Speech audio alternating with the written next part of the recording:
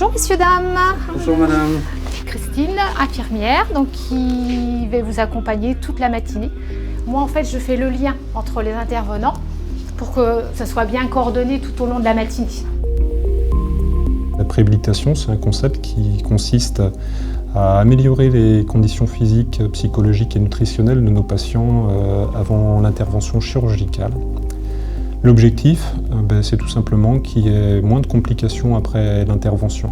On a créé un programme de façon globale avec l'ensemble des intervenants qui sont présents pour la chirurgie, donc le chirurgien, l'anesthésiste, le kinésithérapeute, la diététicienne, et puis peut-être aussi d'autres professionnels qu'on connaît moins, qui sont les assistantes sociales, les psychologues.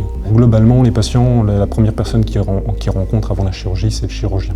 Le chirurgien va proposer aux patients de participer au programme, et puis on va remettre aux patients un questionnaire pour préparer cette demi-journée qui va passer avec l'équipe. Les intervenants suivants vont se suivre. Le premier sera le kinésithérapeute, qui va faire globalement un bilan sur les capacités physiques du patient, sur son endurance, sur sa force, également un bilan respiratoire. Le but c'est de marcher à un certain rythme, comme si vous étiez en retard à un rendez-vous. Donc c'est pas un rythme de balade, c'est vraiment un rythme actif. Vous êtes prêts? Oui. Eh bien on est parti. 6 minutes.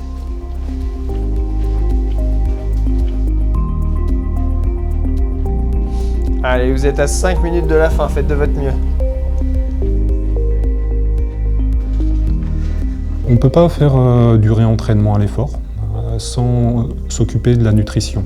Et on va faire intervenir la nutritionniste par la suite, qui va évaluer, savoir si notre patient est dénutri, c'est-à-dire s'il reçoit le nombre de calories suffisantes par jour, ou s'il est sarcopénique, c'est-à-dire s'il ne manque pas de protéines.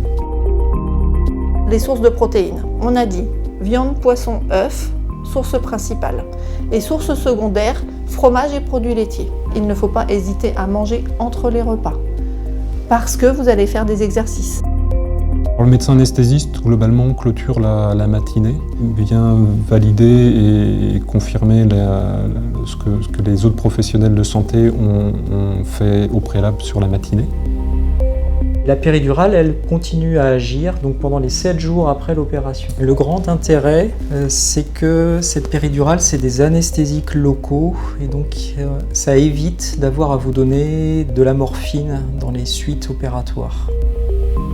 J'ai été opéré il y a 6 mois et j'avais fait un parcours avant qui a été bien préparé pour pouvoir récupérer plus vite. Beaucoup de sport, le souffle, et ça m'a beaucoup aidé pour récupérer après mon opération. Toute la préparation a été bénéfique. Après qu'il a été opéré, vite fait il s'est remis debout, vite fait il a recommencé à marcher. Le parcours c'est très important pour le patient, mais qu'est-ce qui est plus important? C'est l'entourage. Surtout le personnel qui a été vraiment à l'écoute et tout ça. C'est un travail d'équipe et ça remet du dialogue autour du patient et ça fait intervenir et communiquer l'ensemble des professionnels de santé qui vont s'occuper du patient.